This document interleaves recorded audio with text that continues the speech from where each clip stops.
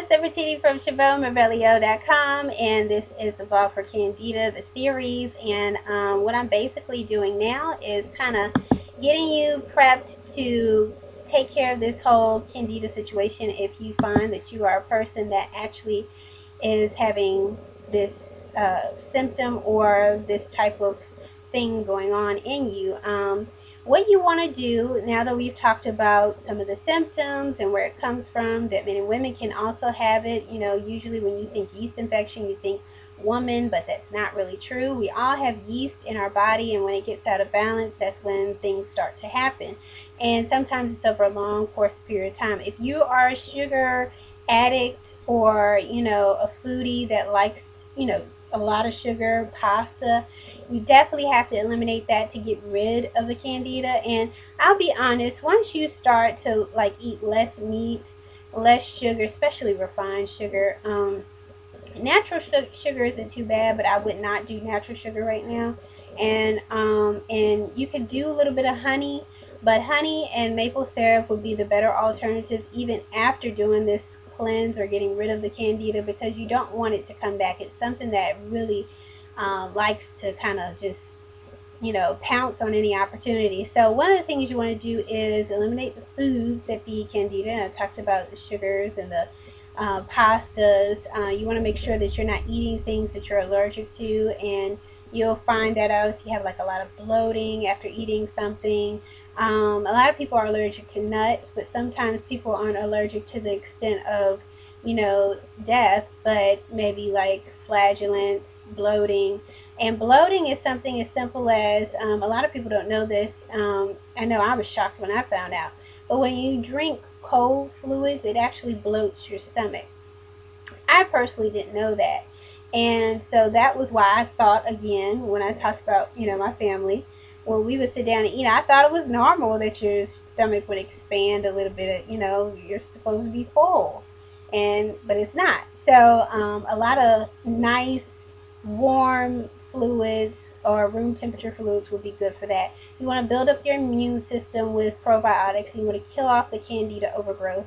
And also you want to plant good bacteria, which also goes back to the probiotic, and manage your healing. So your healing would be like making sure that you're sticking to all these points, and also that you're when you see a difference, that you just kind of stick with the program, and that you don't revert back to your old diet, because once you do that, it kind of opens up the door for it to come back. And sometimes it gets worse.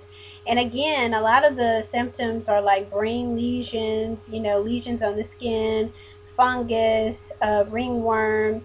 And a lot of times people think, oh, well, maybe they, picked up something from being outside or on their job or whatever. But a lot of times it's so much deeper than that. So you want to make sure that you're taking advantage of every opportunity that you can to basically get rid of it and keep it gone. And I think I talked about this already, I'm sure, but I said the apple cider vinegar.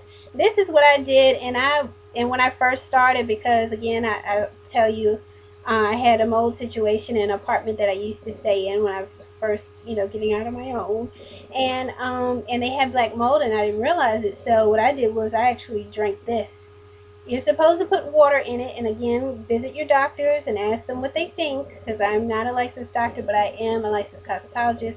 And part of me finding out about this whole natural way of life was to help my clients and myself, and this is what helped me. And it's good for basically anything. I mean, anything you can think of, apple cider vinegar can probably get rid of it. So I was hardcore. I actually drank this over a course of like 2-3 hours. It doesn't seem like a lot, but it's very strong. And as soon as you start drinking it, you immediately see and feel a difference. Like, in your skin, maybe a course of a few hours or so, especially if you have like a lot of acne or something like that, you're going to see it clear up, because that bacteria is going to be, eaten up. And I know it sounds weird, but it's true. I mean, the stuff really works. So anyway, that, and then I also talked about the sea salt, deep conditioner. And then you also, again, you want to make sure that you are, when you're having your baths, you want to make sure you have sea salt in your baths.